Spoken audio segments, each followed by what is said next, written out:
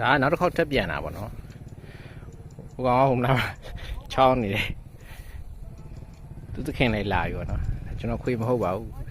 မျက်လာရည်တဲ့လူနဲ့ပါလာတဲ့ခွေပေါ့နော်ဒါလည်းပိတ်ထောင်ဝင်ကျင်ပါပဲ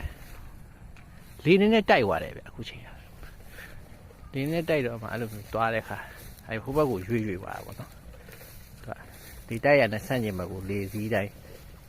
မျောပြီးစက်ဝိုင်းမဝိုင်းပြီးပါသွားတာပေါ့နော်အဆင်ပြေဟိုဘက်မှာအဲ့ကိုင်းတော်တွေခြုံနေရတော်တော်လေးပြဿနာရှိတယ်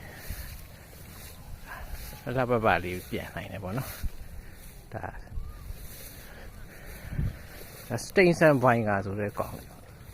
ဟောကြာပါစောစောကနေရတော့ပါပဲကြာပါကျွန်တော်ဒီကောင်လေးတွေကပဲဒီချိန်မှာနောက်ဆုံးလွတ်ကြတာတည်းမှာမိုးရင်းရောက်သွားပြီဆိုဒီညာကွင်းကရေပြည့်ဖြစ်သွားလွတ်လို့မရတော့ဒီချိန်ဆိုဒီညမှာဒီကရေကကျွန်တော်ရင်စိုးလောက်ရောက်သွားမှာအဲ့ကြကျွန်တော်ရွက်လေလာလွတ်ကြအောင်ပါ300စီလုံးတော့မအားပါဘူးဗျာတည်းမှာဒီဘက်တွေလည်းကွင်းနေတော့ရှိရဲ့ဗျကျွန်တော်တွေနဲ့ပူချင်းတယ်ဘိုးဘရောက်ဝင်ပူကောက်ခတ်တယ်ပေါ့နော်မပေါင်းသက်စီတွေလိုဖြန်းထားကြကျွန်တော်ဖြန်းစီကမျက်လေးသေးသွားတော့လေကျွန်တော်လေလေးရဒီလိုမြက်ကလေးတွေရှိမှကျွန်တော်လွတ်ကအဆင်ပြေတာပေါ့နော်ဒီကွင်းပေါ့ဒါဒီကွင်းကနည်းနည်းကျင်းတယ်ပေါ့နော်ကျွန်တော်ပုံမှန်အဲ့ကိုင်းတော့အလွန်မှရှိတဲ့ကွင်းထဲမှာသွားတွက်တယ်ကိုကြောက်တော့ကိုင်းမင်းအမြင်ကြီးဖြစ်နေလို့ပြီးအားကြောင့်ဒီမှာရာဘာနည်းနည်းနဲ့ရာဘာလည်း